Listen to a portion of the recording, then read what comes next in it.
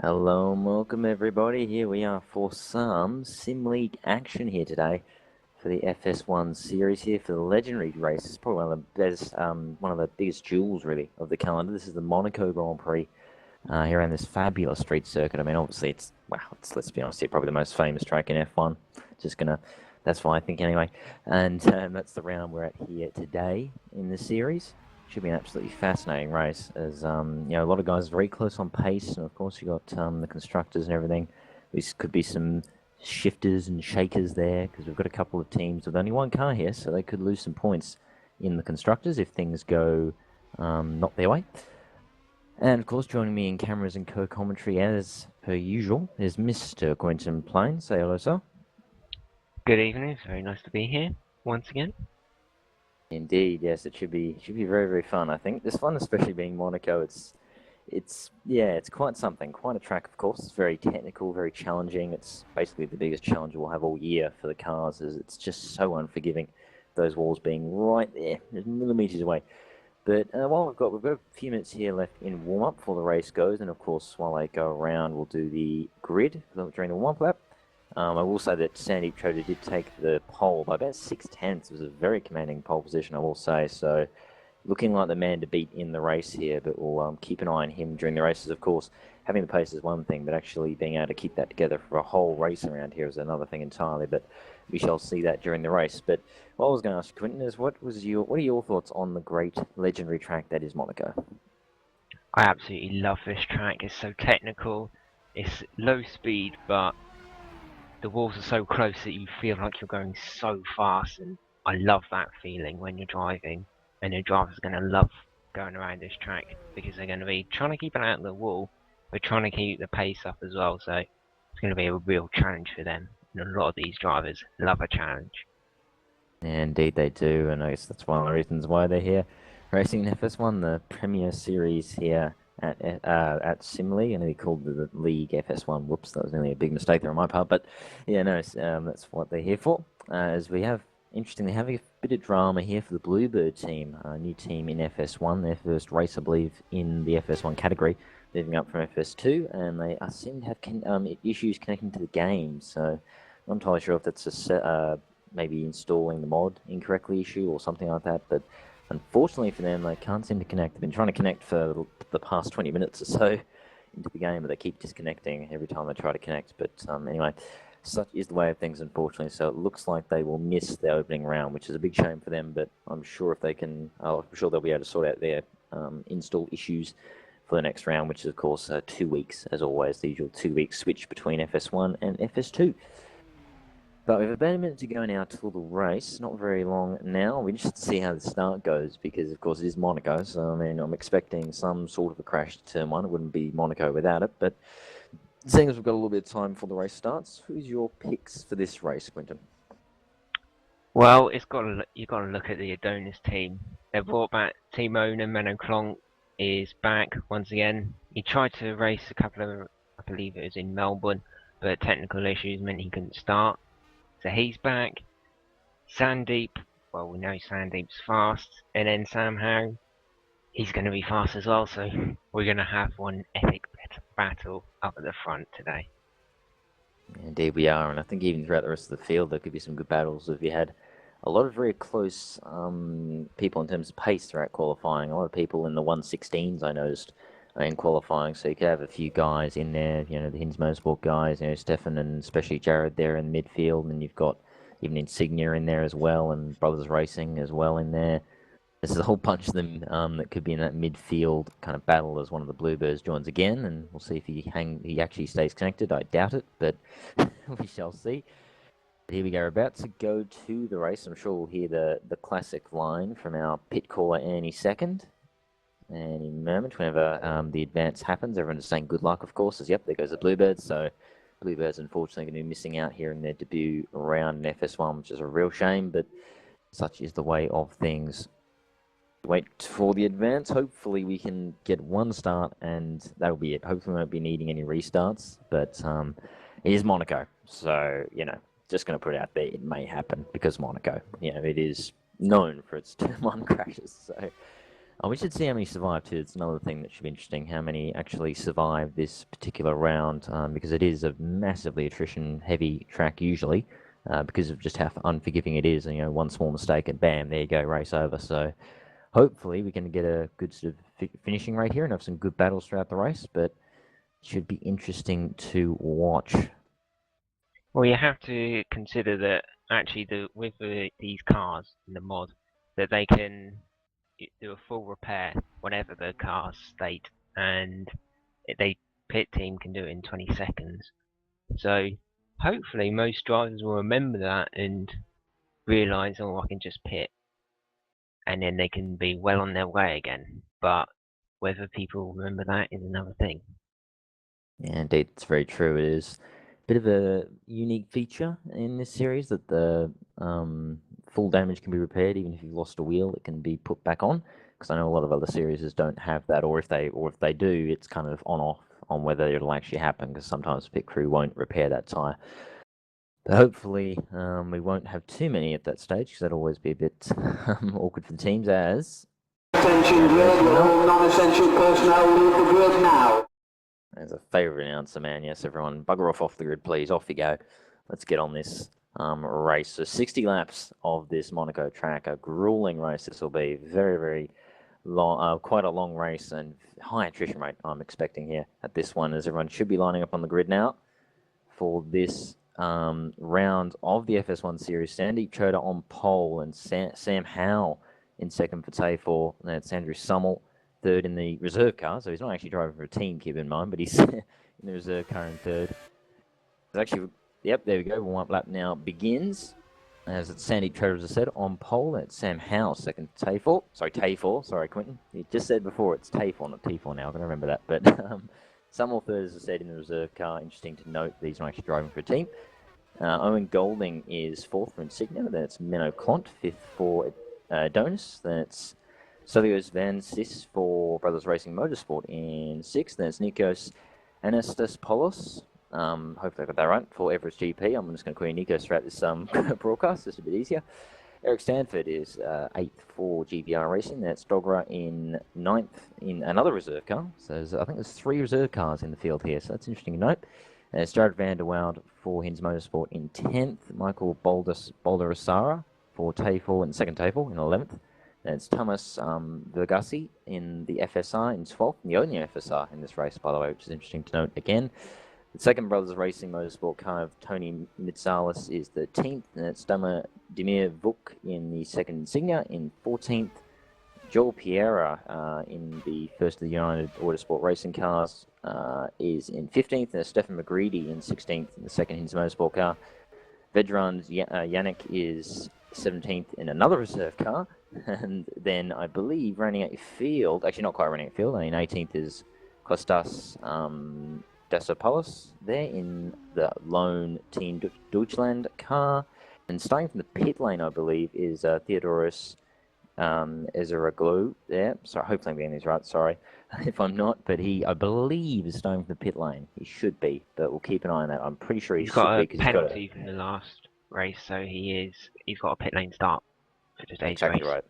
Yeah, there you go. So although I don't know if he's still in his garage slot, so hopefully he'll get to the end of the pit lane now before the race starts. But here we go. Everyone's starting to line up now. All lining up on the grid as the back end of the field start to come around now.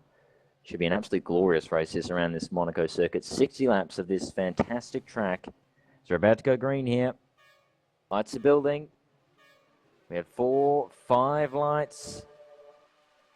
And away we go here at the Monaco Grand Prix. Looks like Sandeep's got a terrible start. He's gone nowhere. Sandow gets off to the front there for Tafer. He's straight through, and Summel takes the lead in the reserve. Oh, and there's a massive crash behind. Oh, who's that? That was one of... Oh, there's a few spinners back behind. I'm trying to see who that was. I believe it was Dogra there in the reserve, spinning at the back. But it's Andrew Summel leads from Sam Howell. Then it's Menno Klont. Nikos there in... Sorry, there, a bit of lag.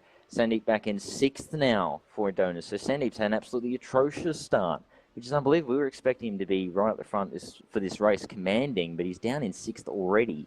It's unbelievable stuff here as Summel there leads, and there's a nice gap already over Sam Howell. It's all Owen Golding. That's for fourth with Nikos there. It's Golding and him going at it for fourth spot.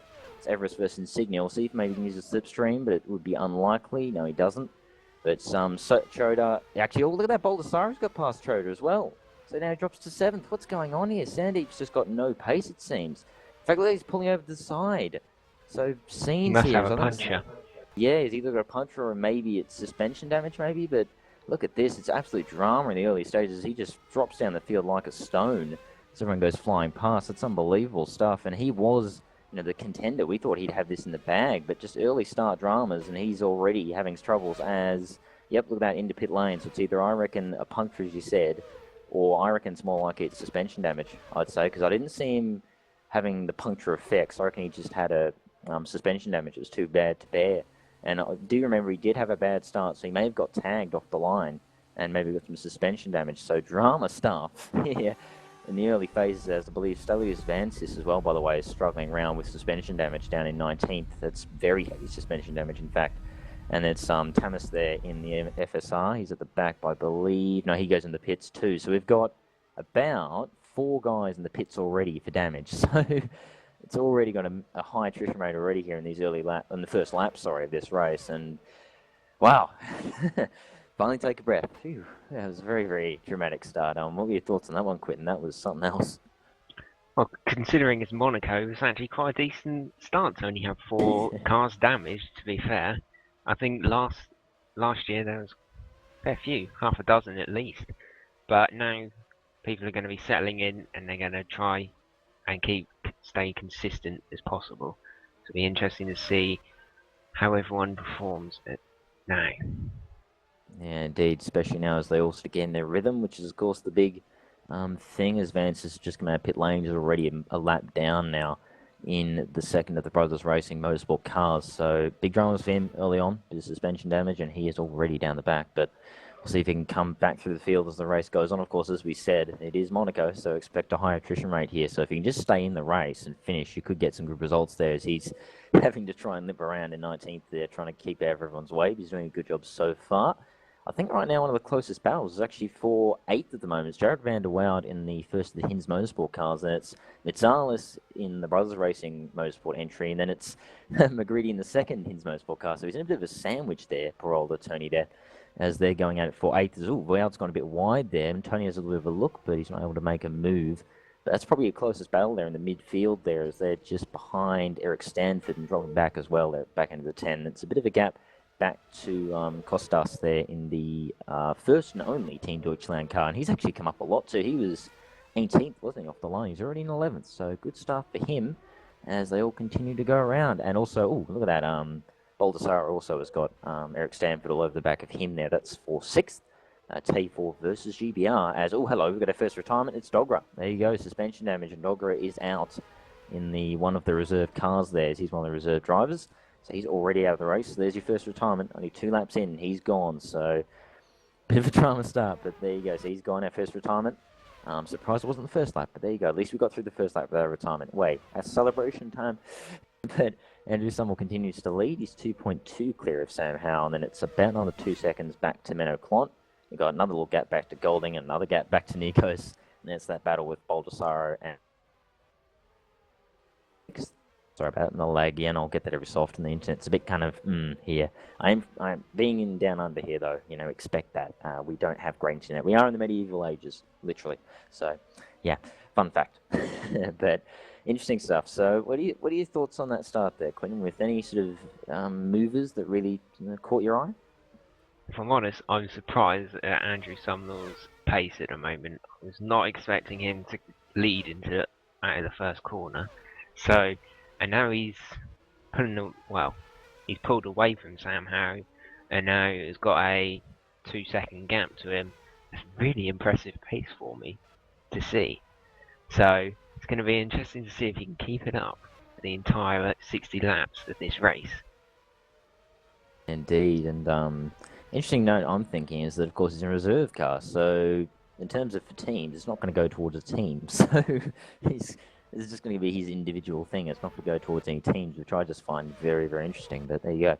As nice view here. I'm just looking down the straight as everyone's going past. As Boulder Star is still under pressure from Stanford. Again, that's probably your closest battle aside from the Hins Motorsport Brothers Racing squabble. Now it's pretty much with Zalis and Stefan, as Van der Woude has kind of had a little bit of a gap down the road.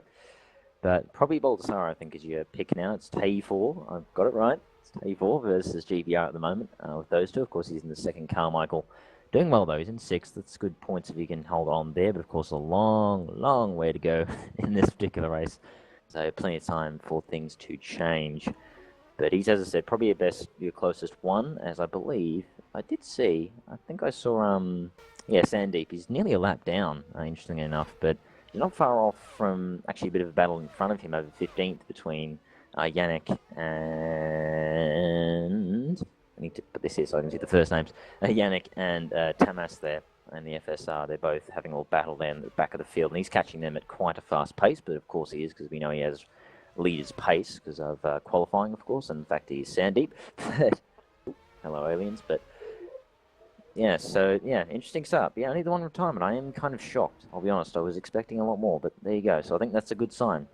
Things to come as Sam Howe, by the way, eating into that lead of Summel. It's now down to 1 second, probably even less now. Someone went a bit wide through the casino section there, as I'd say it's down to about 8/10 probably. Actually, it's open even more. Okay, well, but yeah. Howe's closing on him, and then Menno's closing in on him. So the top three are all kind of coming together here at the front of the field, with that battle for 15th only just up ahead. Oh boy, it's getting very close, that battle for 15th, with Vedron getting a bad exit there. He's got Tamas all over the back of him as they go down towards the bus stop chicane. What just happened to... Oh no, oh, Tamas, oh my God. Tamas just, oh my word. What is that? Well, then it looks like Sandy's got it beached on the curb as well. Yes, so from what I can tell, that is unbelievable. So, oh boy, it's a bit of an awkward rejoin for them, but that is unbelievable. So what's happened is Tamas has lagged out. He's suddenly reappeared inside Sandeep, and then Sandeep and him have gone flying at the bus stop. That is unbelievable. I'm sorry about laughing there, but that is just... I've never seen anything like that. That is unbelievable. So, a really awkward lag moment for Tamas there. I think he's trying to still recover from what just happened there, but that was wild. But there you go, some perks of when lag out moments happen. There you go, kids. But yeah, so that puts Tamas now back a bit there. He's dropped off the back of that, and that also puts Sandeep back a lap. So this race has gone from bad to worse. He's lost his front wing. Sam Howe takes the lead. Yeah. Let me I'll look on the replay here. Sorry I was just too busy thinking about that moment. Sorry about that, guys. I should have probably seen that. But yeah, you're right. He's just gone wide at the casino. Oh, yeah. He looks like he's just locked up. Yeah, locked it up in the casino section, and yeah, straight to the wall. So there we go. So off from the lead, and he now drops back, and he's dropping back further. Oh no! Oh boy! Baldessaro nearly getting into the back of him there. That was very awkward. In fact, oh no! He's round. Oh, that is Mitsal. Oh no! And he's taken out Stanford. Oh, that's awkward. Oh, that's... Boy, oh boy, he really needs to be careful. Oh no, he's gone around. It's a car park. It is a car park, ladies and gentlemen. Absolute car park down there, as this is just drama scenes. Someone's trying to limp around here. To be fair to him, I'm pretty sure he's got quite heavy suspension damage too. As you can see, look at how bad that car is crabbing. So, you know, in his defense, he was without front wing and he had suspension damage, and that is near impossible to limp around. As Van der Woude, who's dropped back a long way. I wonder if he had a... But there you go, and that means now Stefan McGreedy's lost his front wing, so dramas for him. Stanford's probably got it as well, because of course he got involved in that incident. Oh boy, what a drama, oh boy. As also Nico's pitting there for Everest as well. I don't know if that was scheduled or damaged, but yeah, he's just pitted in sixth. And Stefan pitting too, of course, but that's because he has that damaged front wing. So... let's take a breath, as also... Oh no, Sandeep is retired because of an accident. Oh no. 5 laps in and Sandeep is gone. And he was our favourite. He was our favourite to win. And he's gone. And it's just the nature of Monaco for you. That is how bad it is for attrition, as he is now out. As Stanford and McGreedy just come out pit lane now with that damage. And wow. Wow, that was... I know. What do you make of that? Because I don't know. I don't know what to say, honestly. I was a bit surprised that he's going to definitely get a penalty for that, in my opinion, because Yeah. he really should have. This being Monaco, he should have retired the car. Really and truly, he had so much damage and he was crabbing all over the place. As soon as he spun, I think he literally span every single corner, down all the way from the casino, all the way down to the harbour. So I think honestly he should have retired it a lot earlier than that. So he will probably have a pit lane start tomorrow, in 2 weeks' time.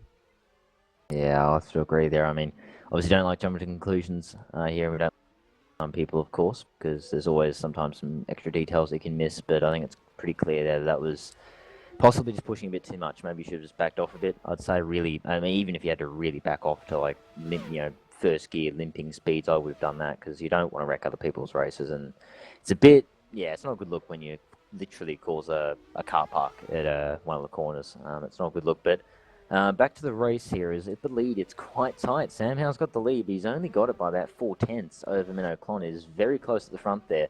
And then Owen Golding's a bit of a gap back there, and it's another big gap back to Baldessaro, who's got Mitsalis still behind him. So those two are still going at it. But Howe's still leading, but Pereira here is just up ahead. I wonder if he'll be able to get out of the way there. He is in 13th. There's, oh boy. Oh boy, there's nearly a crash there with Yannick and Golding, but they managed to avoid contact that was at the last sector of the track as Pereira gets out of the way. Very well done there. That's nice stuff there. Gets out of the way nice and cleanly. Doesn't cause any dramas. That's how it's done. That's how it's done.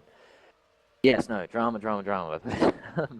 Looks like we should be hopefully settling down a bit, but still only 2 retirements. So credit to the field. It is still only 2 retirements. It helps that you can repair all damage, of course, but yeah, only 2 retirements so far out of all this drama. So kudos to everybody for still being in this. But it's very close to the front. Howe's got Menno all over the back, and of course these two are both very, very experienced sim racers in their own rights. Of course, Menno it does a lot of racing over GPVWC, of course, a lot of racing there, and of course Sam is an absolute veteran of SimLeague. He's probably the veteran of veterans here at SimLeague, so he knows his way around the track extremely well. As Demir Vuk is now out of the race. I just saw that then pop up. He's out for insignia with an accident, apparently, so I'll just go back and see if I can catch it, because I just saw it. Oh, yeah, into the, out of the bus stop, into the left-hander. He's just, gone off, hit the wall, and called it a day from there, I think. Oh, boy, yeah, and so he's gone round, and he's put the power on too soon, and through the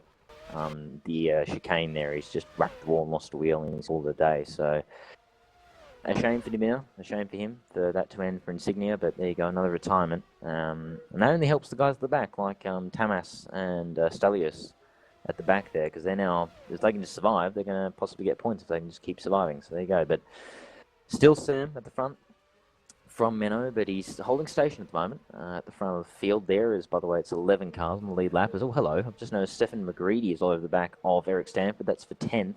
Wow, look at that. He's going defensive there, Eric. Is he getting around the outside? Oh, nearly. They actually come to a stop there at the bus stop chicane. Oh, that was close. The Team Deutschland car nearly having a bit of contact with Stefan there as he was trying to re-enter the track. That was very, very close indeed. But Stanford holds the position for the time being.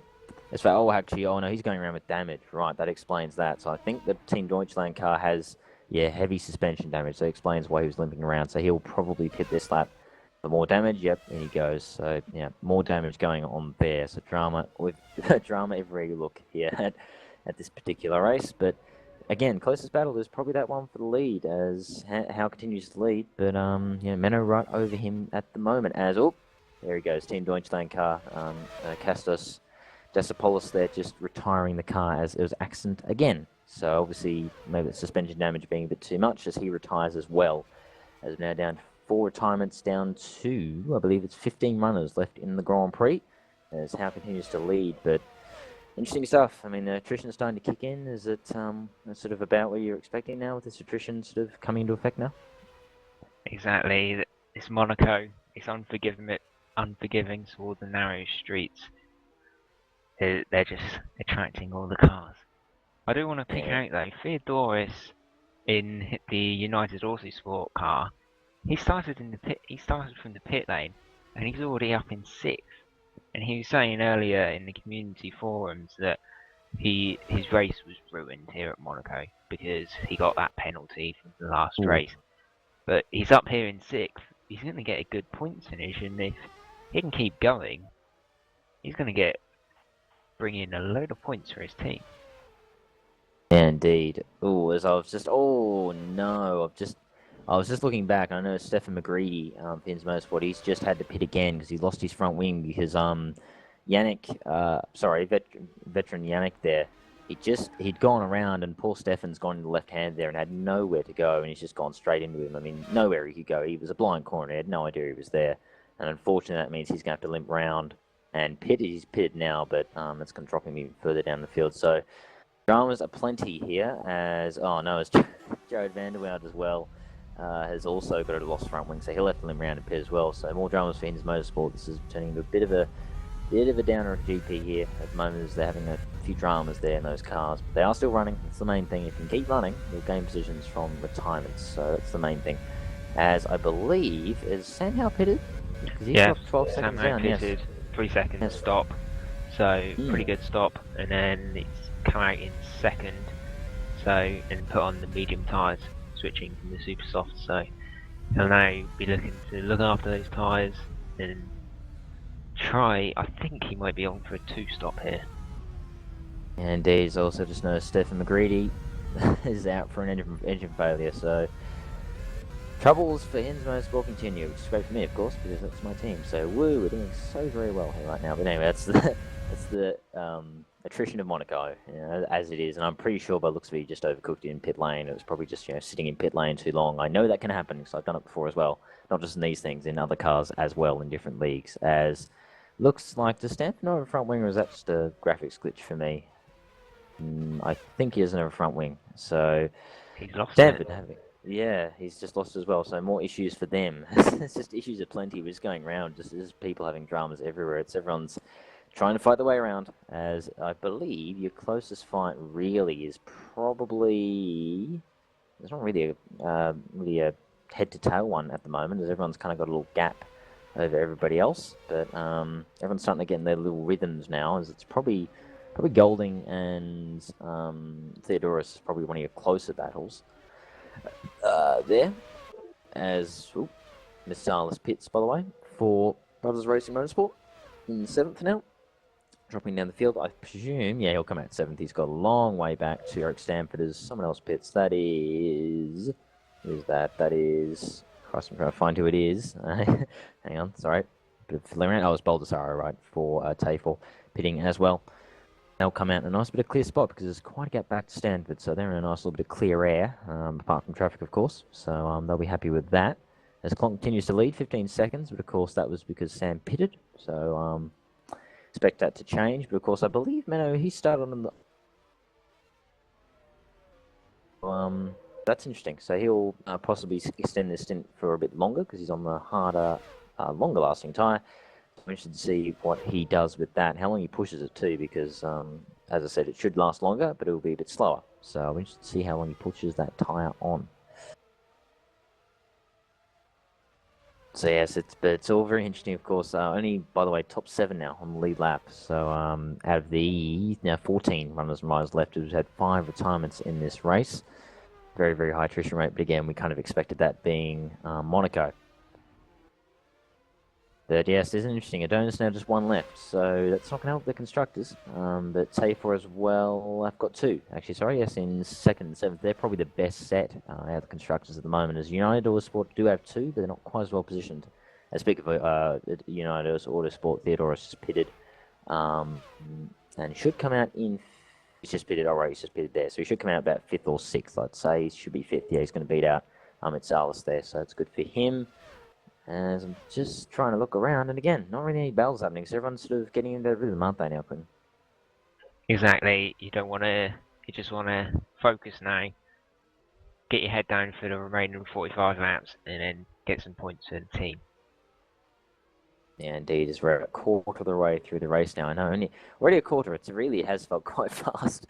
So we've just had so many little dramas, we've had little car parks and little bits of dramas and crashes and so on and so forth. Not really been the overtaking, more just been incidents occurring, which is to be expected. It is Monaco, but Yeah, interesting. And of course, the battles will be hard to pass because Monaco. Again, we're going to say that so much. It's just it is Monaco. It's the explanation for everything. You don't have to explain. Just say it's Monaco, and that's it, and you're done. That's an explanation right there.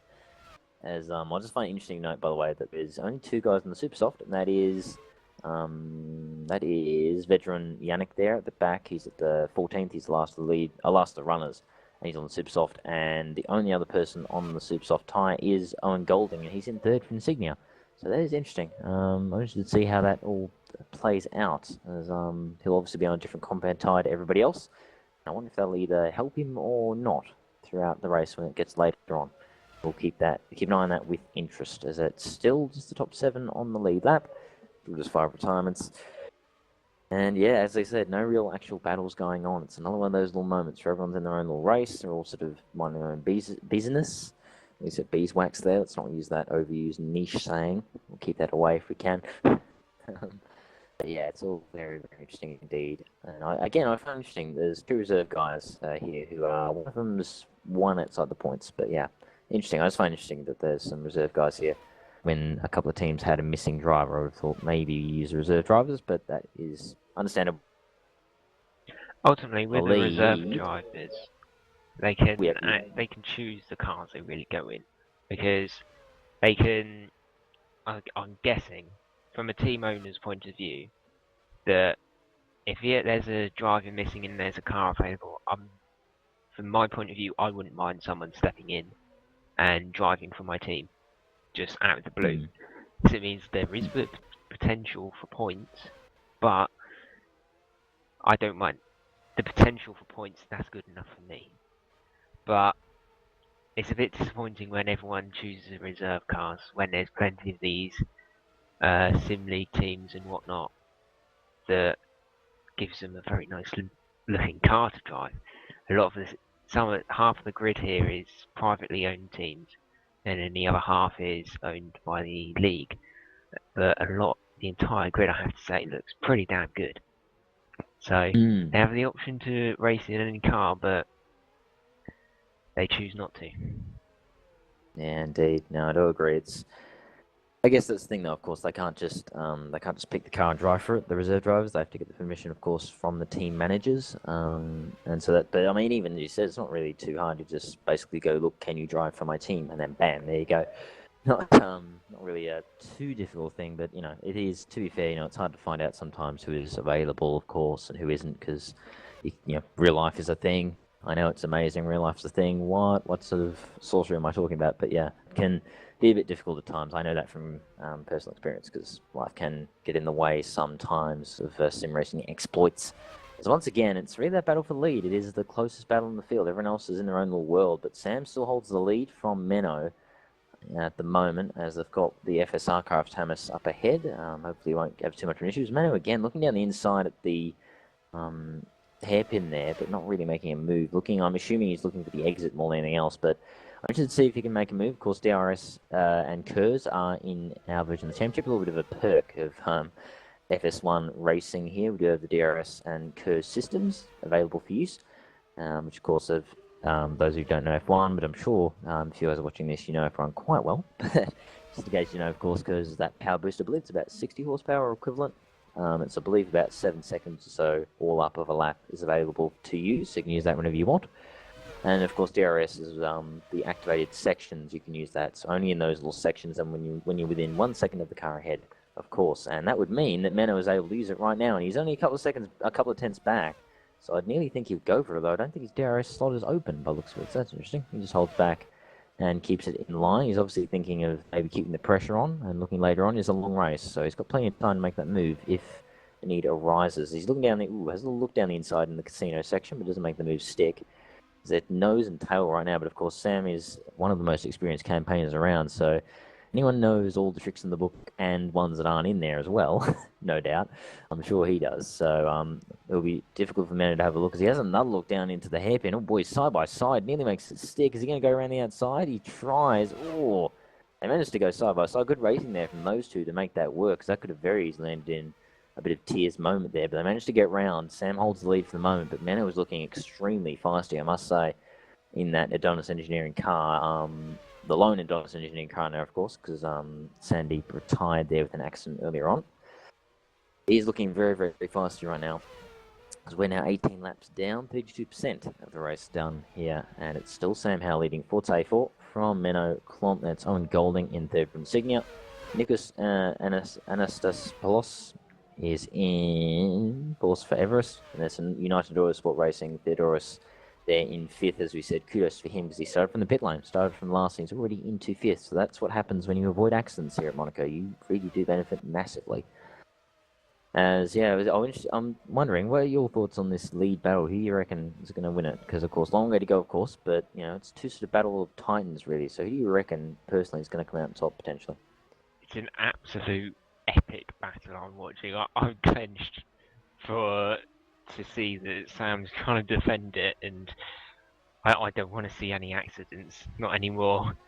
But honestly, I think Howe might have it here because Menno Klomp is going to be ruining his tyres behind, and we can see he's come back a little further away from Sam Howe up ahead, so perhaps he's overheating his tyres a little bit, overworking them, and because they're looking probably to go longer into this stint to make it a two-stop, that Menno really needs to either get past, which he was trying to do, but now he needs to just keep it close enough to stay in the DRS range, but then not too close to ruin his tyres. So I think Sam might have it for the time being.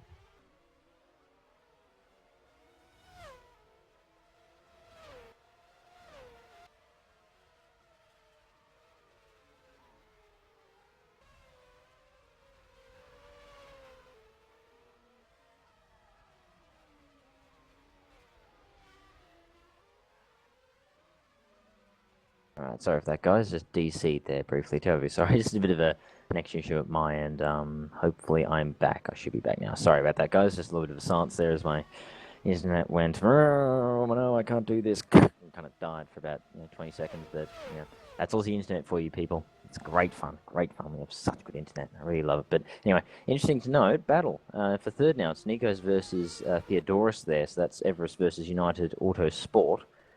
And they're battling over third spot, and then not far behind them is Tony Mazzalos, who's got a couple of lap cars behind him, actually, which is interesting to note. But, so a few battles going on. That battle for lead still going on. That's going to be a titanic battle as Theodoros only has a look there at Nikos there down toward the hairpin. Very close, these two. This is, of course, a little bit of contact even there as they go back-to-back into the hairpin. But they're still going, and they still haven't switched positions. Now it's top 6 on the lead lap, so a lot of lap cars here. Oh, hello, look, it's Theodoros. Looking down the inside, gets in there, down in the tunnel. Very interesting spot to do. He gets the better exit. I think Nikos had a little bit of a moment there out of the exit that gave Theodoros the better exit, and he's now through into third on the podium from last, from the pit lane. Again, we mentioned this again. From the pit lane, he is in third. He's already pulling away from Nikos. In fact, I wonder if Nikos has got damage again, because he's limping around a little bit. So, yeah, I reckon he may have more damage again, so that's a bit of a shame if he does. For Everest, they are looking good in fourth there. That could be good points for them, but I'm just going to keep an eye on if he actually pits. Let me have a look. No, he doesn't. Okay, right. Obviously, I'm seeing things. I thought I saw him crabbing a bit there with suspension damage, but I could have been seeing things as that battle for the lead is still going on between Menno Klomp and Sam Howe. And they've got Tamas there in the FSR behind, but I think they've just taken him. So he's now clear. And they've got quite a clear track. I believe Summel is the next one up the road, and he's quite a ways up the road. So that should be a while. Oh, yes, thanks for that. Thanks for that, Quinton. Sorry, guys, this is on the replay. It's a bit delayed. Terribly sorry. I didn't realize I'd activated that, unless that was a lag. Anyway, sorry for the lag moments. That's all the internet for you. But that's battle still going on. Sam Howe and two powerhouses. A little bit of a spike there. And it's a big gap, 37 seconds back to Theodoros there. It is massive, that battle, that gap back. Because now he's got Mitsalis over the back of him. Now that's BRM versus Everest GP. I really do think Nikos has got some kind of damage as Joel Piero now retires for United Autosport Racing. So one being a hero, the other not really having a good day as that's out for suspension damage. I'll just have a look how that happens. Ooh, hey, hello, was that? Meadows through on Sam. He's got through into the lead. Ah, yes, good spot there. Good spot. I'm just moving on the replay now where it happened. Is it down to the hairpin? Yeah, After down the to the hairpin. hairpin, as they're coming out towards the harbour. Ah, there you go. Yep, there you go. So, sorry, my replay was having a bit of a lag moment, so I couldn't actually see where he did it. But there you go. Menoclont takes the lead for Adonis. Sam Howe now second for Tayfor. So a bit of a switch here, and I do think that Menno might start to sort of pull away because I have a hunch that Sam is kind of bottling him up a little bit. But we'll see how he goes. Sam is a extremely wily fox here. Very, very, very much knows the tricks of the trade, and then a whole bunch that no one else knows, probably, I'm sure. So if anyone's going to be able to get back past, it'll be him. But we'll see if he can keep with him, maybe sort of learn some things off Menno if he's not quite got the pace, sort of learn his lines potentially. As, yes, look at that, Nico's now down in 6, so I suspect he did just pit, and possibly because of damage. So he drops down. He's still in the lead lap, but still in the points too, as, oh, hello. Oh, no, Owen Golding now gone for Insignia. That's an accident, so shame for their Insignia. That is a, he was doing very well there up in the top 5, and now he's out. Oh, that's interesting. So he lost it on exit out of the last corner. He's got out of the, sorry, just trying to get the replay. Yeah, so he's lost it out of the last corner. It looks like from what I can tell, he's put the power on too soon, and then Roundy went. That's a interesting little accident there. It's all on his own, so no contact, so no need to investigate that. It was just a simple case of too much power too soon, and Roundy goes, and that's a retirement for Insignia. That's a double retirement, as of course Demir retired earlier on as well from an accident. So double retirement for Insignia. That's small woes for them, and some lack of points here at Monaco. As it adds another retirement, that is 1, 2, 3, 4, 5, 6, 7 retirements now. So that attrition really kicking in. We're only 41% through.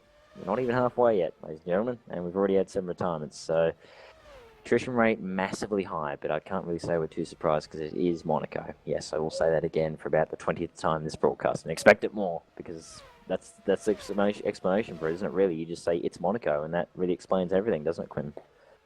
Exactly. I've not played a drinking game with you for crashes at Monaco. Thank God we didn't do that, because that would have... Oh boy. Yeah, we wouldn't... Yeah, no. We wouldn't still be conscious at this point. So, yeah, good thing we didn't. But yes, now we're down to, I believe it's 12 runners? Yeah, 12 runners. So, yeah, as we said, massive retirement weight here. But again, not surprising, because it is Monaco, to use the saying again. As I expected, Menoclont has opened that gap slightly. It's up to about 1.3, probably a little bit more as we'll check the sector here. It is 1 point... No, updating. Okay, well, it's still 1.3, but yeah, it's probably updating a little bit more. As Menno, as I said, I reckon he's got slightly better pace, potentially, so I do expect him to just sort of open it up. It's 0.8, but that's because I believe there was a bit of lap traffic that could have held up Menno there.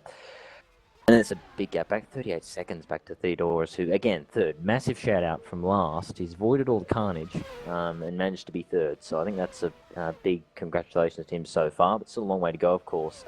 Okay, right. Sorry, I thought I saw Mitsalis there. I thought he'd lost a wheel, but I was just seeing things. It's okay. You can calm down now. And then it's Baldassara is 5th for Tayfor. That's Nikos there in Everest for 6th, and that's Eric Stanford there in GBR for 7th. Jared Vanderweld for Kings Motorsport is 8th. Stellus Vansis for the other BRM car in 9th, and that's Thomas there in the FSR car in 10th. So, and he's been down near the back end of the field most of this race, but again, thanks to accidents, there he is in the points. So it just shows what survival does to you as they go around. So, to note for the constructors, BRM double points at the moment, so they're going to get some good points so they can keep this up. And then it's also, of course, Tayfor, 2nd and 5th, so they're going to get massive points here in the constructors if they can hold this on. And yes, that's just interesting to note. Sam, he's keeping with Menno. Credit to him. Deserves a shout out. He's hanging on to Clomp there. I didn't think he'd have the pace, but he's proved me wrong, which is probably a good thing, I think, in the end. What do we think? I think you'd have to agree. Drive the race so far. It's got to be Theodorus, isn't it? Exactly. He was very downhearted when he received a penalty from the Portugal race 2 weeks ago. However, technical issues and it caused a massive crash at the start. However, he got the penalty. He's a bit annoyed about it, downhearted, knew that his race here at Monaco was. He thought it was gonna be ruined, but clearly it's not ruined now. He's on the podium, and I think his best finish has been second, and he's pretty much always been around the podium. I think his lowest finish out of 4 races so far has been 4th place, so he should be happy with this performance, considering the the two drivers ahead of him. One of them is a championship leader at the moment, and the other, his 2 races that he's done at SimLeague, he's appeared on the podium both times. Yeah, very true, very true. I do agree with you on that one because he has definitely should be happy with that. And I think as well, in a way, being down the back has actually helped because it means he's been able to just slow down, just take his time, dodge all the carnage, and then just go through and take advantage of everyone's misfortunes. So I almost think it's a good thing in the end that he kind of was at the back because he's able to dodge everything. As boy, oh boy, it's a bit weird watching this. It's Summel and Tamas going at it for 10th. Apparently Summel's ahead, but on my screen, Tamas is ahead. So don't know. It's a bit weird, but I think that possibly there's a bit of lag going on there because they were kind of inside each other for a few seconds, which is a bit disturbing to watch. But anyway, they're still going out. That's for 10th. That is actually over the last point spot, of course. Andrew is in the reserve cars. Oh, hello. Tamas goes across the chicane, and that just hands Summel the position there. As he now takes that 10th spot. So, of course, he's in the reserve car, so that won't be for any teams, but that will, of course, be for personal championship points in the individual race. So it's not a complete waste. So we'll give credit there as due. As I believe, I just see someone, yeah, oh, Baldassaro's gone around down at the corner before the bus, before the hairpin, sorry. I went around there and went down the escape road. He's continued on, so he's still in 6th spot, but I think he lost a spot to Nikos there. So a bit of a drama for him, but he continues on. Didn't look like any damage, so it's a good thing for him. And he continues around there for T4 in 6th spot. Now, so 47%, so we're about 3 laps off the halfway mark and down to 13, yes, 13 runners and riders already with a whole bunch of retirements here. But again, we're not terribly shocked because it is Monaco. Yes, I'll use that again proudly. As Hal, by the way, I believe is pitted. He's dropped down off Menno, so I assume he pitted again. And I suspect Menno should go for a while, I think. Is he? Wait, he has pitted, hasn't he? He's pitted once. Yes, he did pit once. That's right, he pitted earlier on. So I suspect he'll go for a while, though, because he's gone double medium. So I think he'll go for quite some time on that tyre, which is interesting to note. Do you reckon maybe alternative strategy there for Menno, or maybe even do you think the medium he just prefers a little bit, potentially? I think mediums, talking to some of the drivers, they're preferring. It's giving them great durability. I think they're getting about 15 laps out of it, and the super soft is wearing out pretty quick at this track. So I think he's going for a slightly slower over in terms of lap pace, but it's going to be slower in terms. It's going to be faster over because he's not going to be visiting the pits so often. And considering the pit lane is quite long and quite slow here, I think speed limit is 36 miles an hour. So it's the slowest pit lane we've got here. So it takes them quite a while to get through to make their pit stop and get through the pit lane. So he's wanting to make fewer stops so he can end up with the fastest race time. Yeah, true. That's a good point. I think that probably would be his plan at this point in that Adonis car. As we had another retirement, it's Andrew Summel. From a crash, so he's been a bit in the wars this race. Has had that little moment earlier on that caused a bit of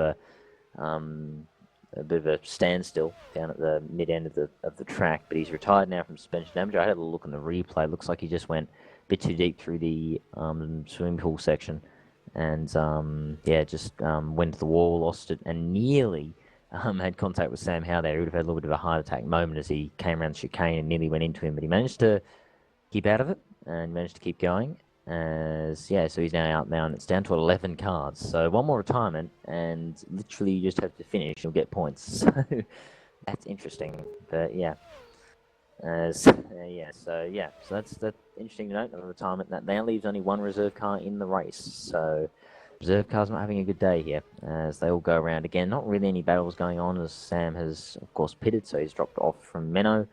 Thanks to him pitting now, but he's still in 2nd spot. in that T4 car. And then it's, excuse me there. Not very classy there, but yeah, and then it's of course his team at Baldassaro in 6th, a lap down, and actually, interesting, Mitsalis getting closed in from Nikos there, as Mitsalis seems to be a little bit behind Van der Woud here. He's a lap down, so presumably he'll get out of the way. Yep, there he goes, Van der Woud gets out of the way, nice and cleanly there, and he'll probably let Nikos through as well. Yep, that's him through too, so that's good stuff there, nice and clean.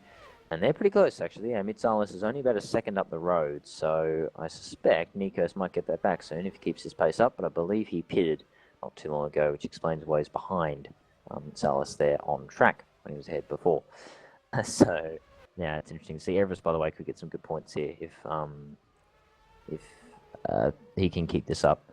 Only one car, of course. They didn't have their second car here, so they're only got the one entry here at the Monaco Grand Prix, but they could get some good points if he can keep this up. But I'm sure I've just commentators cursed him, and I reckon him, knowing the commentators curse, he could potentially retire soon if I just cursed him, which could happen. As, speak of bad things happening, Eric Stanford out with an engine failure in the GBR car, so that's a real shame for him. Oh boy, that's a spectacular go. Looks like out of the first corner, his engine literally just went bang, and then there's just flames everywhere. Oh boy, that is a spectacular engine failure up the hill.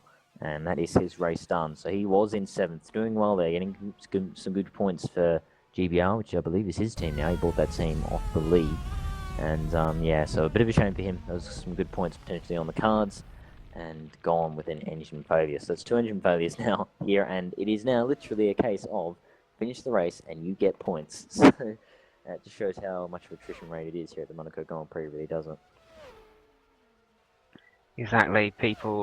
We're now going to see who can focus for the 60 minutes of driving we have here, roughly. Give and take a couple of minutes. We're going to see who's the best at consistency.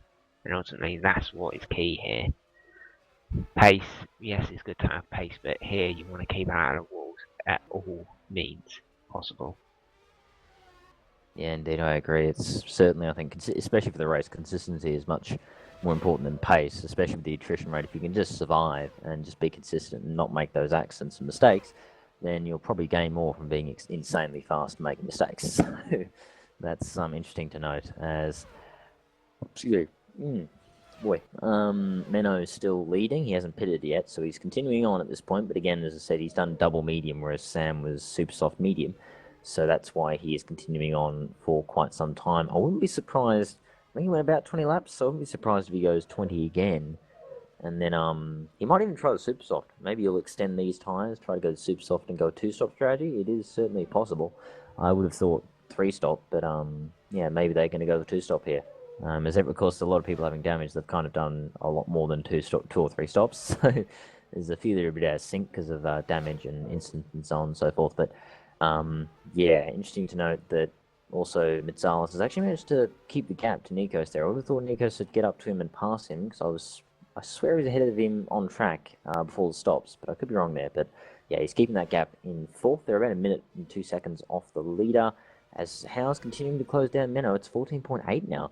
And that is what new tyres do for you, as he continues that good form at the moment for T4. And that's, again, very solid points for them, 2nd and 6th. So that's going to be very, very good for them in the Constructors. And as I said, BRM 4th and 8th, they're also going to get some very, very nice points in the Constructors title race, sorry.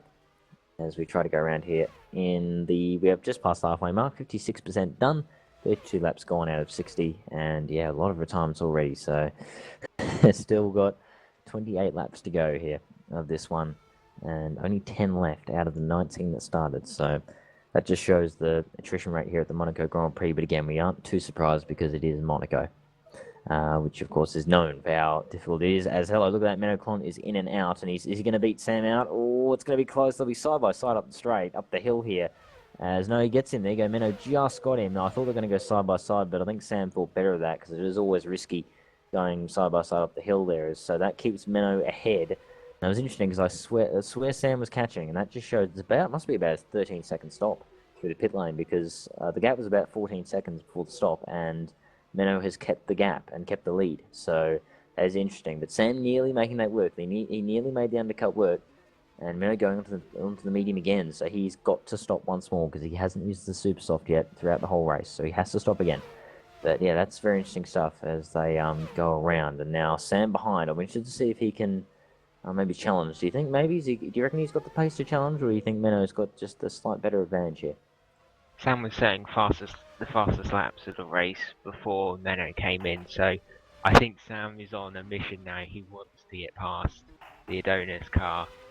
So with lap traffic now becoming an issue up ahead, just looking at this, no, they get out of the way. I think Sam's going to be pushing a lot over the next lap or two, and if he can't get him past, then he'll probably fall back a little bit, preserve his tyres as much as he can, and then probably go for a super soft stint right at the end. And that's what I'm thinking, because he's got to obviously use super soft because he did a double medium first two stints because he started on the medium tyre. So, which would explain also why he wasn't of the same pace as Sandy Chota, because Menno is also quite an experienced sim racer and has definitely got very good pace. He's proven that many times before. So, I suspect, yeah, the medium tyre being one of the reasons why he didn't quite qualify as high as I was expecting him to. But yeah, it's helping in the race because that will mean he'll be on the faster tyre, and you've got to assume that Sam will go on to the super soft, but he might not, because if he, with his pit stop times, he should come in. Yeah, I think the super soft you could maybe get. I would say a max 15. I'm gonna say maybe out of the tires. So if he can stretch these tires out and go to that, he could maybe go to super soft. But that is asking a lot out of these medium tires, which of course he'd put on a few laps earlier. So expecting medium, then maybe medium again to the end, or he might try medium soft to the end. But we'll see. We'll see what happens. But strategies and all that, it's always very interesting in this kind of a race, seeing all the strategies play out as they go around. Mitsalis, by the way, has got out to about 6 seconds. That's in 4th and 5th with him and Nikos. So I guess I was wrong about the pace. It turns out that Mitsalis has definitely got the pace. And that's a good result, a good race for him too. So far in 4th, just been very consistent, staying out of trouble, and there he is in the 4th spot. So he'll be happy with that so far. But again, still got about another 25 laps to go. So still got some time for things to happen. It always can, because it is Monaco. So it's 1.4, by the way, in the lead. So Menno, of course, he will have slightly fresher tyres, so it's not too surprising he's getting away, because they are a bit fresher, they'll be a bit grippier than Sam's, but you wouldn't think he'd be too much of an advantage, because he did only pit about sort of 5 laps after Sam. So, big... I'm feeling terrible right now, but sorry, it's a bit early here, so a little bit not quite fully energized, I'll say the least. This is quite an early start over here for this, but yes, Menno holding the lead so far. 1.4, is it 1.6? Yep, 1.6 now clear of Sam. So you continue to open that gap in the lead, but I mean, again, I'm not too shocked because he does have a fresher tyre on. It is the same compound, but it is fresher, and he is Menno Klon. He does have a lot of pace, so I'm not too surprised that he's just slowly eking that gap out. It's not being huge, we'll give him credit there. He's not leaping away by leaps and bounds, but he's just slowly eking it out, and that's all he really needs to do at this point, because he will be on the fastest tyre at the end of the race, and that will go dividends to helping him keep that lead. As it's 35 seconds back now to Theodoros in United Sport Racing, who's again just solid race so far. He's just kept out of trouble, and again he is quite an experienced campaigner. So again, we've seen a lot of races, so he knows how to keep the car on track, and that's what he's been doing so far for United Autosport Racing. The lone surviving one now, of course, with his teammate Joel Pereira retiring earlier on with an accident, I believe it was. No suspension damage yet from an accident, so yeah. And that's about 51 back to Mitsalis, 57 now back to Nikos, who is just slowly falling back from Mitsalis. There's going to happen, it would seem, which is a shame. But anyway, and it's Baldassaro in 6th for Tafel. Then it's Van der Woud for Hins Motorsport in 7th, still going along, which is good stuff there. And then it's Tamas for FSR, still going around, which is good stuff for him there for FSR. That could be some good points if he can keep that on track. It's Stelios Vansis for BRM in 9th, and that's Vedran Yannick is the sole survivor, or last survivor at the moment. It's still going around on track, and the sole surviving reserve driver as well. They're in 10th, but if he can finish, that is a point if he can finish 10th. So good stuff for him to still be going, as Van der Woud is in the pits for what I assume is a scheduled stop. So that's just a little thing I observed there as I was going through the field. There's now the gap 2.7 seconds for Menno, so he is really going down the road. But definitely, God, I'm being awful right now. Anyway, definitely a very, very interesting race so far. But What do you take from it so far, for you, Quentin? What's been some interesting pointers so far? We've still got, obviously, what is it now, 22 or 3 laps to go, but so far in the race, what's been your sort of things that stood out? Menno's pace, quite surprising, if I'm honest. I was not expecting to see. He's just jumped in the car this evening and suddenly he's leading the Grand Prix, so that's quite impressive. I've been talking to a couple of drivers just now, Sandeep and Andrew Sumnall, to see what happened to why they retired. And apparently, Sandeep Choda, he got nudged three or four times, and ultimately that ruined his suspension, and he kept getting hit, so he ultimately called it a day. And then Andrew Sumnall, he hit the barrier, and I understand that he got the car beached and on a curb, which then just overheated the engine and he couldn't go anywhere. So that's the latest from the retired drivers. There we are. So we are. Oh boy. Oh, sorry. I just had drank some milk there, and it is extremely cold. But yeah, yeah. There you go. As you can see, keep up to date here with the drivers. Excuse me, and all the shenaniganry that has occurred during the race. So it's shame the retirement there, especially Sandeep there, because of course he had the pace definitely for a win, for sure, no doubting that. And of course some dramas for him. So shame for him, but I'm sure he'll be back next round with a vengeance there for Adonis. As yes, there's also, yes, Andrew, I did notice, he did kind of fight, like, he lost his front wing, but I knew that he could have limped it around if he was able to, but I kind of figured that something was going on there, and that would confirm, and would make sense. He was stuck on the curbing as, okay, right, he's all that behind, Baldassaro, right? I thought it was going to be a battle between, Van der Woud and Baldassaro. Baldassaro is a lap ahead of Woud, so it's not actually going to be for position when he catches up to him at the moment. Ponto's still leading, of course, for Adonis. And then it's Howe in second still for Tafel. That gap has been opening slowly but surely. So again, as I said, Clont showing very good pace here in this particular stint of the race. But again, he's on newer tyres. It's now out to 3 seconds. So interesting to note there for Menno, just controlling the race at the moment. I'm sure he'll be just trying to keep that gap, keep control, because the last thing you want to do is bin it when you're leading the race this far into the Grand Prix. And as I said, it's a bit of again, sorry, a little land spike there, but again, big kudos to Theodoros there to be in third, considering that he started right at the very back of the grid. So big kudos for him. It's one has been an extremely impressive drive so far, and he's definitely been my pick of the day. That's for sure. He's actually closing in on Minnow, interesting enough. I believe it was 35 seconds last time. It's down to 33. So kudos to Theodoros. He's actually catching the guys ahead. So he's got the pace. He's definitely got the pace. He's no slouch. So that's interesting to note. Still observation I noticed as he went around. I might actually even check the last lap out of curiosity. Oh boy, I've got to go all the way down here. Last lap was a 118 flat for him, and then for Menno, last lap was a 119.2. So yeah, he's actually almost beating the leader's pace at the moment. So that's interesting to note right there. But I mean, as we know, of course, Quentin Theodoros is a very experienced campaigner, isn't he? Exactly. I think he's been he's been on the grid for 2 years now, so he's had plenty of races under his belt. So he knows all the tricks of the trade. But it's quite surprising that he's catching up to Menno, considering he started all the way from the back. Whether he can do anything in the remaining 20 laps with 30 seconds to make up, we'll find out. Yeah, indeed. No, I would agree. It's definitely a very interesting thing to see. That he's actually, at the very least, he's matching Menno if he isn't consistently beating him. But he is, at the very least, matching him, and that's interesting. But I do think it's a bit too much. It's 33 seconds, and assuming there that lap, but assumably he's going to have to be pretty much on the same strategy as Menno and Sam, you would think. So he's not going to gain any time through pit stops. So I can't see him catching on to those two unless they get into a humongous scuffle, but I don't think they'd do that. So, I think at the moment third's the best you can hope for, but honestly, from the back of the field, I would be ecstatic for third spot. So I definitely would be disappointed. Oh no, first corner, Tony Mazzalis. I just happened to switch to him. He's gone straight into the barrier, lost his front wing. I think, yeah, he's lost his front wing. So there you go. He's going to have to limp around now for a whole lap. He was in fourth spot for BRM. He's going to have to limp around without a front wing, which is a real shame for him. He was going so well too. He was still in the lead lap, but just kept out of trouble, kept his own head, and unfortunately, just seemed to go a bit deep down to turn 1, and this has gone straight into the wall. So, still woes there for BRM, isn't it, there, Quinn? Exactly. People are now the drivers are now going to get a bit tired.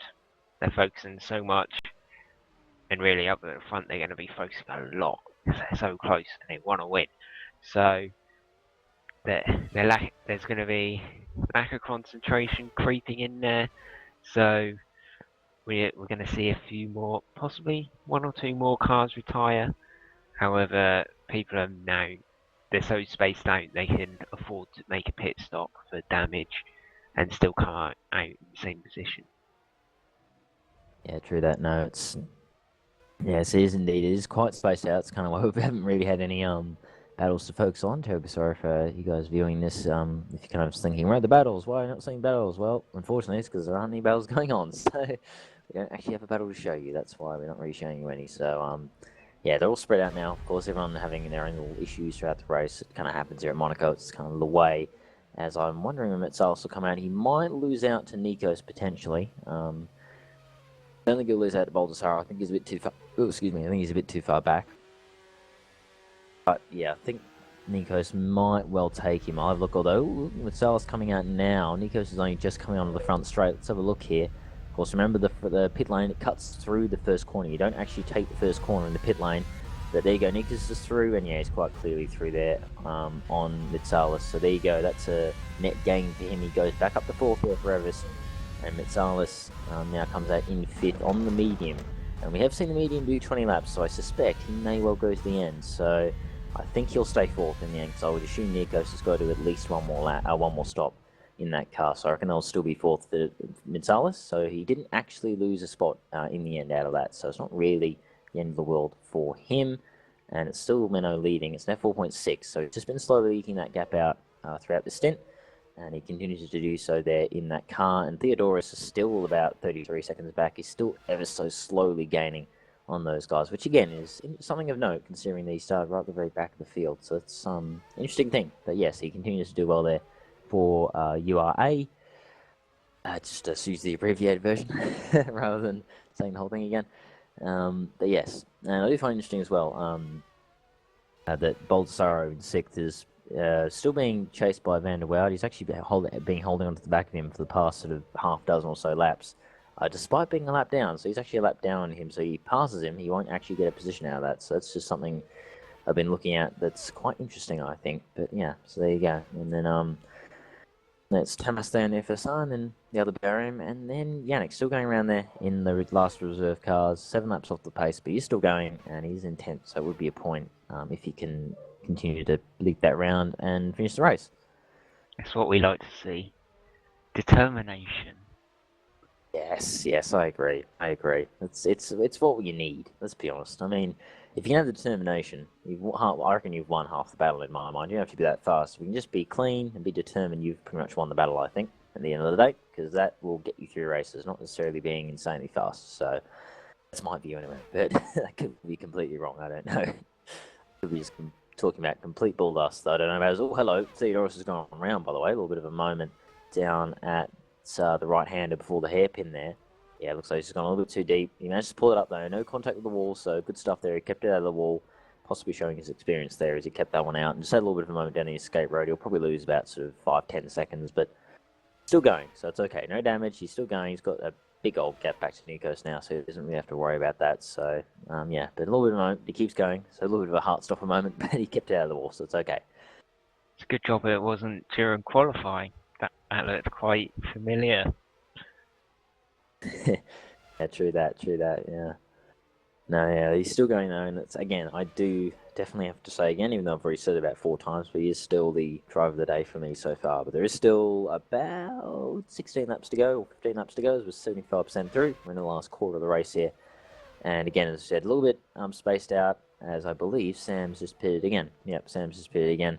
What should be his final stop on the medium again, so not doing a super soft stint. So he should theoretically be able to take that to the end, I would think. But we'll soon find out. But I think he did about a 14-15 lap stint there on the medium, so he should, if he can stretch the tyre, he should be able to get to the end. So that should be his final stop, all the way to the end for him now. And yeah, I think Menno, as I said, one more stop, he'll probably go on the super soft, because I think he has to, because he hasn't used it yet. And theoretically, you'd want the faster tyre, and he should be able to make it last, surely, because I think he's probably going to come in about maybe 4 or 5 laps time. So yeah, I'd say super soft for Minnow, and he should be able to then eke out the gap, and really, it's his race to lose at this point. So yeah. It's all very interesting. All spaced out, as we said, a bit quiet now as everyone's trying to focus on their own races now. So I'm trying to look for any. Oh, hello. Was that a moment for Thomas there on the FSR? No, I think there was a bit of lag potentially, so I was probably just getting a bit excited over nothing. What was I? Let me have a look. I'm gonna have a look at this because I thought I saw something happen. Let me have a look. Oh yeah, that was lag. Okay, don't worry. That was definitely lag. Thought he maybe had a bit of contact with the wall going into one of the corners, but that was definitely some lag. So it is okay. We can take a chill pill now. As Sam, of course, is closing back in that gap on Minnow, being on fresh tyres, but again, I sense that Minnow will A, be on the faster tyre when he comes out, and being on a fresher tyre, he will declare a bit of pace when he comes out. Terribly sorry. Quite tired. I haven't really had much sleep, so I'm a little bit tired, so do forgive me for that if I'm a bit sort of off tune at times. I'm trying my best here. I work from the land down under. When time zones are a thing, they don't exactly help out. I don't see many of us in sim racing. We just like, we could do it, but it's massive time zones, but I just do it anyway because I enjoy it too much to not do it. So there you go. Yay. Fun times. Yes, no, we'll just have a quick, obviously we don't like being biased here, because of course we are both team managers ourselves here, but we don't like to be biased because we don't like, it's not really a good look, of course, on the broadcast, but we'll just ask, what are your thoughts on your two drivers here? They're obviously in 2nd and 6th right now, some very good points for you guys. What are your thoughts on your guys' performances so far? Sam and Michael, they're putting in a good performance. That's all I can ask for. As long as they're giving their 100% effort, I'm happy. So, and considering they're in 2nd and 6th, I think, if I just quickly work that out, 18 plus 8, not quite getting as many points as Adonis, but we only lose 1 point. So we still easily maintain our championship lead, so I'm happy with that. Indeed, no, I agree. Yeah, no, it's been good performance so far, and yeah, you'll definitely get some very, very solid points out of this one, which is always nice for that Constructors Championship. So, yes, for me, sorry, my throat's a little bit parched at the moment from all this talking, but yes, for my guys, of course, mine's named after my last name because I couldn't be bothered being any more inventive. In all honesty, I was like, I could be inventive, but let's just do that. It does the job, and it's pretty blunt, so but we'll just do that. But yes, still, we're doing well. Of course, Jared Van der Waal going around 7th at the moment. If you can keep it going, some good points for us, and I'll take that. I'm the same. I just ask for the best out of my drivers. Do your best, and that's all you can do in my mind. So I'm not too harsh. I don't expect, don't expect top 5s, every single race. I just, think if you do your best, even if you try, do your best, then that's all I ask for. And Jared's doing that quite well right now, and I'm very happy with how he's going right now. And more points potentially for us. We can keep it on the straight and narrow. Shame with Stefan McGreedy on his return, obviously missing a few races with other commitments happening for him, but he has told me he does want to do the rest of the season here at FS1, which is extremely good. It's fantastic having him on board, of course. He's an extremely fast driver and just a very good guy as well. I do, just top bloke, general top bloke, as us Aussies would say. Yes, but it's a shame for his engine failure. I believe he was in the pit lane when it happened. I suspect maybe just sitting in pit lane for a bit too long, the engine tends to get a bit hot, and it just probably overheated. And I've had it happen to me too. It's a real pain. Oh, hello. Ooh, that was veteran Yannick there in 10th having a spin down at the tunnel. And oh boy, that was interesting indeed. Let me just have a look how that happened. He's just gone too deep, and It's going to be a fight for the lead now because Menoncont's just pitted. I think he's just going to get out in front of Sam Howe. Yeah, indeed, he has kept that gap. But Sam, again, has closed a bit. Having doing that undercut, he has closed in. And interesting enough, Menno going on the medium again. So not going for the super soft there. I would have thought he goes the faster tyre, but obviously he doesn't think it can last, which is interesting to note. But yeah, interesting to see that he has closed that gap, because that was about 5 seconds, remember, before it stops, but it's down to 1 second now.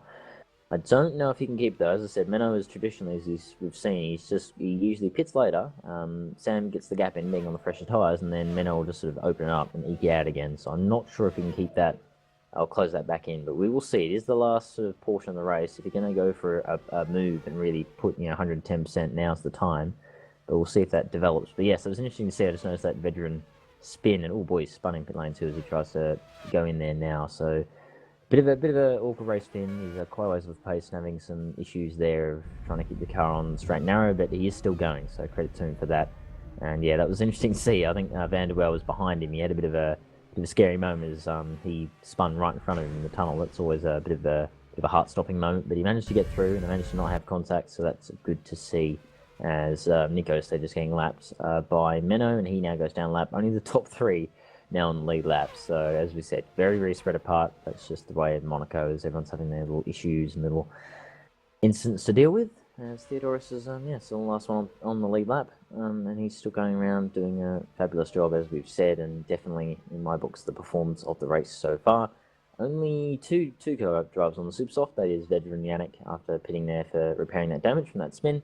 And actually, my man, Jared Van der Woude as well, Beans Motorsport, he's also on the super soft. I'm not sure if he'll go to the end, but I would assume so, because I reckon he pitted only a couple of laps ago, so I'm assuming he'll go to the end on that tyre.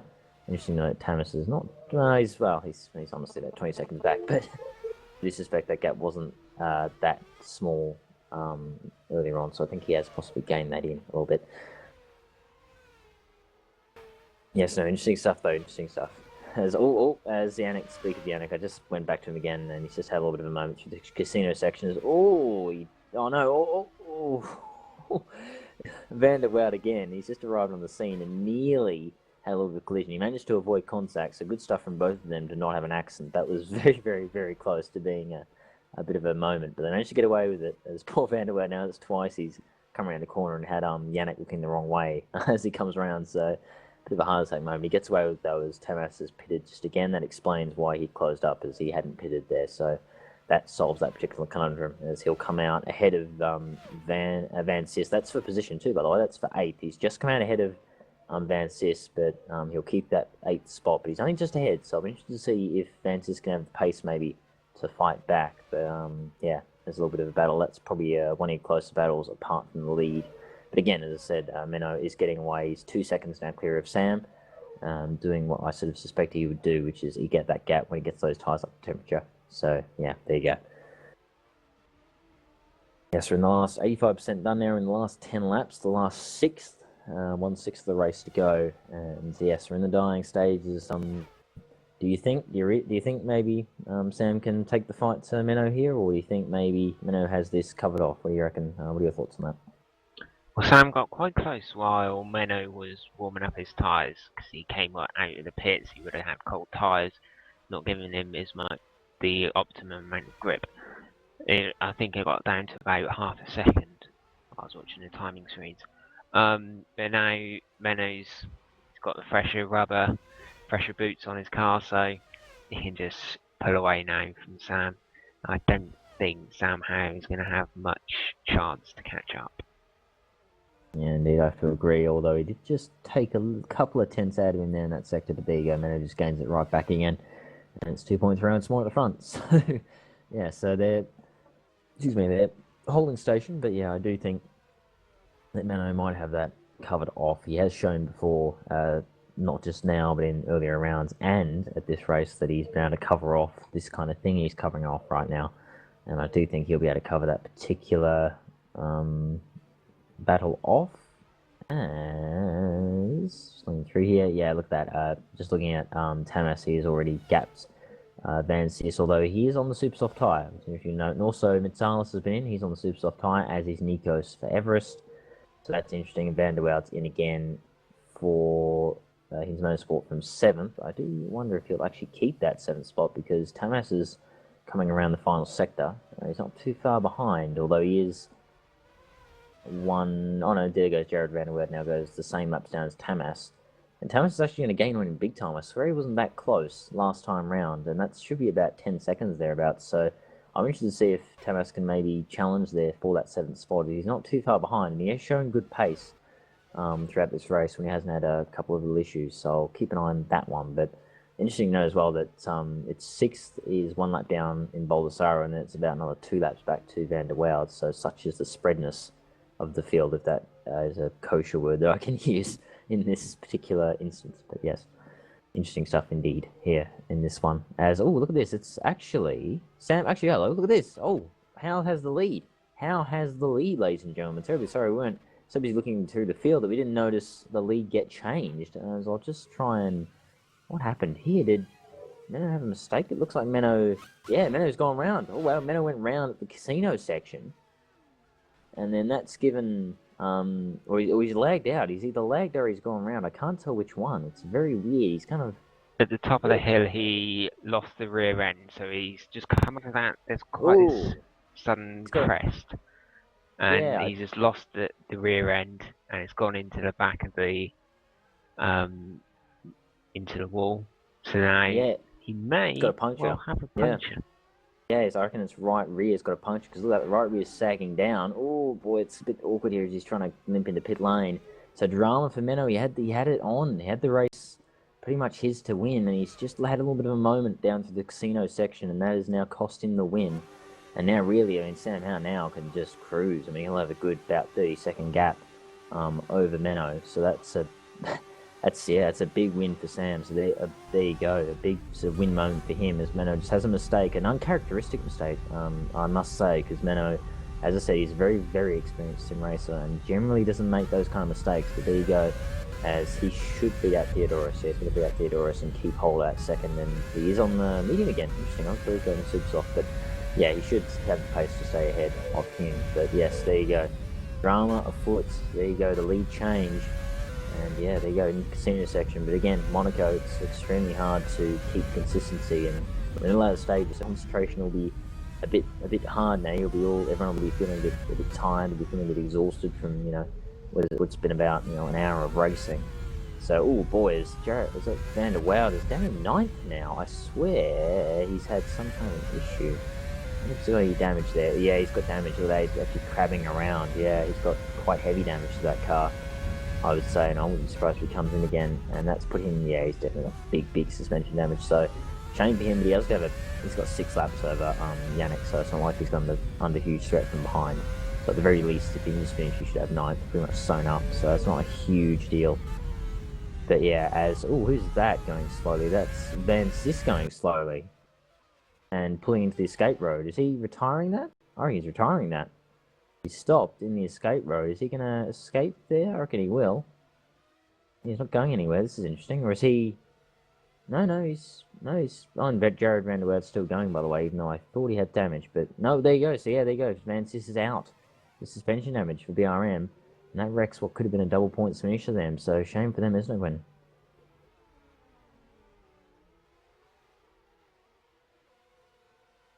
As I swear Jared Van der Waals has some kind of a suspension issue. It just looks like he does, but maybe I'm seeing things. But it is the last sort of dying stage of the race, so maybe he's thinking he can just limp it around rather than waste a pit stop. But it looks to me like he's got damage, but I could be wrong. But yes, but there's another retirement. We're down to 9 drivers now. So 10 retirements in this race. Over half the field officially now is retired in this one. So massive attrition rate here at this particular race of the calendar, but again, it's Monaco, so it's not too surprising that has occurred, because if it's going to happen anywhere, it'll happen here, as Van der Waals continues to struggle around in 8th now, after, I assume, some kind of an incident which would explain why he dropped back behind Tamas and Co. Yeah, there you go. So, what would you do personally, Quentin, now if you were Sam? Would you, I assume, you know, you're 36 seconds in the clear, you know, would you ease it off a bit and just cruise home, or would you still try and sort of, you know, go for it and go for those fast laps? Oh, for me, I would just start cruising at this point. They're not going to catch up at 5-6 seconds a lap, so you could easily cruise around by. Knowing Sam, I think he's going to go. He wants the fastest lap. I'm sure he wants the fastest lap, and I think he's going to go for that, if I'm honest. Well, it's fair enough. We'll have to see if he does, but yeah, no, that's a fair enough thing to do, I'll be honest, because it is nice to have that fast slap. You want the win of the fast slap, you want the complete combo, so I can understand that feeling as Yannick's going around with that front wing again, by the way, as he hasn't had another incident, but he is again still running, so yes, oh boy, he's going around the bus stop right in front of Menno. Menno gets around though, so he gets away with that, but he spun right in front of him. Thankfully, it is the bus stop chicane, so it's quite a slow speed corner, so he got away with that one, but yeah, bit of a moment there at the top of the field, but yes, yeah, they're He still may going well around. be on his 12th pit stop or something. Because Yeah. it's quite traditional to have someone trying a 12-stop strategy. Oh, he spun again. Yeah, spun right in front of Baldassare, but yeah, gets away with it. The last 3 races, last 3 years here in Monaco, someone has always gone into pits about 12 times. 11 to 12 times. There's always been someone, so it's becoming traditional for SimLeague FS1 to have someone to visit the pits 12 times during Monaco. There you go. And he's upholding the tradition that SimLeague has here, which is good to see. You always love upholding those traditions. I think it's an important thing to do. As he's in the pits again after that front wing damage. So yeah, it's a very eventful race for him. But again, he is still going, which is is kudos for that alone, honestly, because it is such a hard Grand Prix this.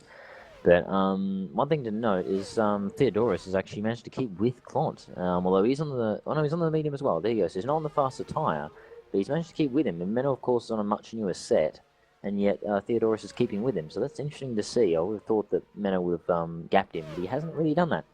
That's interesting to note. But yes, that's for second spot. But you would assume Menno's only got about 2 or 3 laps to go now. So you would assume that you should have it. I think we've got 3 to go. Sorry, yes, laps to go now. So you would assume that Menno's got it, but Theodorus is not far behind. So Clont has a mistake, and then Theodorus is there to capitalise on that error. So I'm interested to see what happens there. It looks like Yannick's had another little spin at the right-hander before the hairpin now. Just a little bit of a moment down there, but he gets back on track and continues on. And really, honestly, he may as well, because he would get points if he finishes. So you may as well keep going. So kudos to him for that. As it is, yes, still Sam, obviously quite a distance now with Menno's mistakes.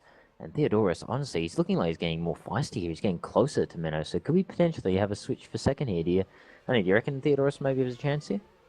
I think Theo, he's seen the opportunity. He's seen that Menno possibly not crack under pressure, but can make mistakes. So I think he's going to push like he's never pushed before now. He's going to hammer that throttle pedal and try to put fastest laps in to get past Menno, because he wants a second place. I'm sure of it. Yeah, indeed, very true, very true. I would agree. He's probably doing that exact thing. I mean, he's seen, obviously, he would have noticed that Menno has pitted again, which would mean that he's pitted for damage. I'm assuming he would have put those two together. So he'd know that he can make mistakes, so he'll be going, I wonder if I give him pressure, can I maybe get him to make a mistake again? And maybe can I get that second spot? So we'll see how we go here, but 2 to go as well. Yannick's kind of always very, very awkward. Oh boy, he nearly came back onto the path of Theodorus. Theodorus, look at that, he's going to take advantage. Can he get him around the outside of Casino? He gets him. What a move, round the outside of Casino. Gets him before the corner comes up. That was a fantastic move.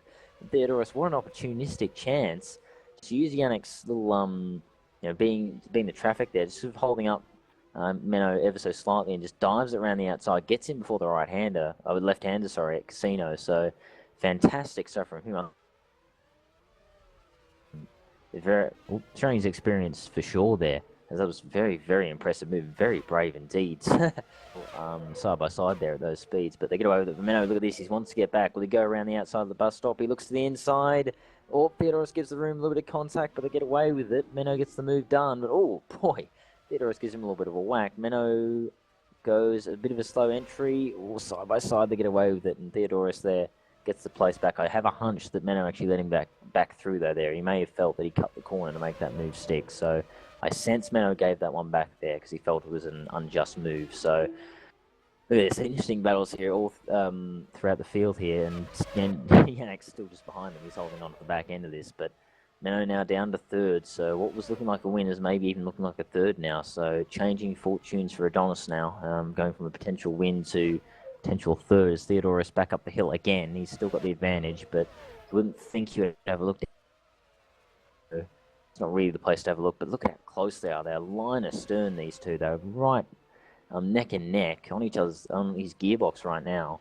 Is Menno on the back of Theodorus. Will they ever look down the hairpin? It's a popular overtaking opportunity. No, he won't. He'll probably look for the exit going on to the next corner. But we'll have to keep an eye on that one. But we'll go back to our leader, Sam Howe, who's had really quite a spotless race, really. I mean, he's dodged all the carnage, managed to keep his nose clean, and just being nice and fast, consistent, really just showing that experience that we know he's got. He's definitely one of the most experienced drivers in the field, and showing it here at Monaco, and what has been a fantastic race for him. He's going to win the Monaco Grand Prix here in the 2015 series of FS1. There he goes, takes it across the line, and takes the win for Tafel. So great stuff there, some fantastic points for them. As Theodorus back in second, still holding on just from Klon. Oh boy, Klon having a big oversteer moment on the exit of the chicane there. But Theodorus is still holding on. I think he should have this. Let's have a look if he gets a good exit. It should be enough. Yep, so there you go. Theodorus from last on the grid, 19th. Comes home in second for United Autosport Racing. A very, very impressive performance. He is full short. My driver of the race, definitely, for him there in second spot. Menno Klont getting third for Adonis. That is good points for them. That is a podium for him. But considering the potential win, he might be, I suspect, slightly disappointed in that one. I think Menno will be, because he'll know that he could have had a win there that's gone begging. But anyway, still a podium for Adonis. So, still good points for them. Nikos Anastasiopoulos is coming home in fourth. He's still got to come across the line, but he should hopefully be able to limp it around. I'll get it round and get that fourth spot. So good points for Everest there. And again, just keeping his nose relatively clean throughout the race, and not getting involved in too many incidents. And he's reaping the rewards here. It'll be good points for him. Yeah, Theodorus, look at that in the chat there. Theodorus just even he admitting that he got very lucky there with the traffic getting in the way. But yes. There you go. Nico's there getting the fourth, doing some donuts there. So good drive for him for Everest, some good points for them. And that's Tony Metzalis in the lone surviving BRM in fifth, followed by Michael Baldessaro, in the second of the Tafels in sixth. Tamas there in seventh for FSR, some good points for them. Jared van der Velde comes home in eighth, so good points for Inns Motorsport there. Or, considering the dramas that the team had there for the race for both Stefan and Jared, to get some points of some description, I think, is a solid achievement there. Then coming home in, well, actually classified as ninth is Van Sis, because Yannick was 11 laps down there, so he didn't actually get to pass him by the end of the race. And I'm pretty sure he'd classify, wouldn't he? Because that's at least 75%, if I'm not mistaken. So he would actually classify there and would actually get a couple of points there. So good stuff for him. That's more points for BRM, and I'm sure they'll be very happy with that for their constructors fight. And then rounding out your finishes is veteran Yannick there in the last reserve cars in 10th. So there you go. Bit of a drama-filled race for him. But he did finish, and again, kudos for him for that, and he'll get a point for his troubles. And of course, retirements, a very, very long list of retirements with Eric Stanford, Andrew Summel, Owen Golding, Joel Piera, Stefan McGreedy, Kostas Dasopoulos there, Demir Vuk, and Sandeep Choda and Dogra being your retirements. And I believe that is 1, 2, I think it's 10. Yeah, 10 retirements there in the race. So a lot of retirements. As we said, massive attrition rate here at the Monaco Grand Prix, but again, not too surprising. There you go. There you are. There's the Monaco Grand Prix. Action-packed, I'd say, is a good way to put it, wouldn't you think, Quinn? Exactly. We had drama. The signs of Monaco are just crash, bang, and then the spray of the champagne. Everyone wants to go for that win in Monaco, and somehow he took his second win here now. So no, I actually think he's got the triple in Monaco now, actually. So he'll be happy with that. Yeah, indeed. So yeah, well, yeah, there you go. That's pretty much it for us here.